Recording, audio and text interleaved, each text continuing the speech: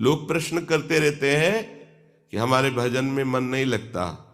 ये अष्ट सात्विक भाव उसके हृदय में प्रकट होने लगते हैं, जो गुरु प्रदत्त उपासना को, दिनचर्या को नियम पूर्वक करता है।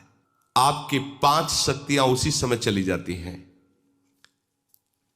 ह्री, श्री, धी, ज्ञान और वैराग्य।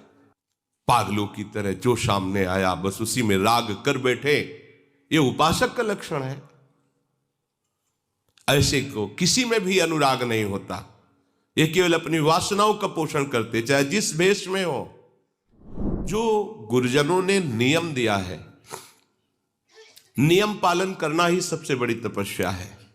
ये दिनचर्या, माता सबरी ने एक दिन भी निराशा नहीं पैदा की। गुरु ने कहा था प्रभु आएंगे, रोज वही दिनचर्या, रोज सोहनी लगाना, जल छिड़कना, पुष्पों के पावड़े डालना, फल आदि चयन करके प्रभु का इंतजार करना। रात हो गई, फिर प्रभु के चिंतन में विश्राम, फिर प्रातः वही करना। कितने वर्षों तक कभी नियमावली में त्रुटि नहीं पड़ी। तो जो गुरु प्रदत्त नियम है, सबरी मां को विश्वास था गुरुदेव के वचन झूठे नहीं होते। उन्होंने कहा है कि प्रभु आएंगे, तो आएंगे प्रभु। ट्रेडिंग कॉम्प्लिकेटेड लगती है? ग्रो पर नहीं, यहाँ आपका एक्सपीरियंस हमेशा फोकस्ड और पावरफुल रहता है। ग्रो पर आप एक ही स्क्रीन पे अपनी वर्ष, 2 वर्ष, 4 वर्ष, 10 वर्ष नहीं, बहुत लंबे समय तक उनको अविश्वास नहीं हुआ। गुरुदेव ने कहा है प्रभु आएंगे।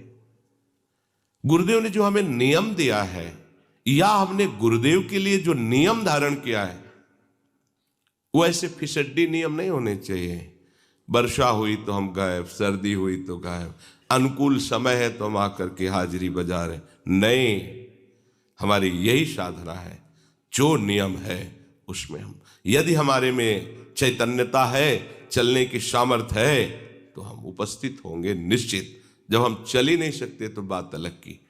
तो नियम से ही प्रेम पैदा होता है। भजन में जब तक नियम नहीं होता, तब तक भजन में आसक्ति नहीं होती।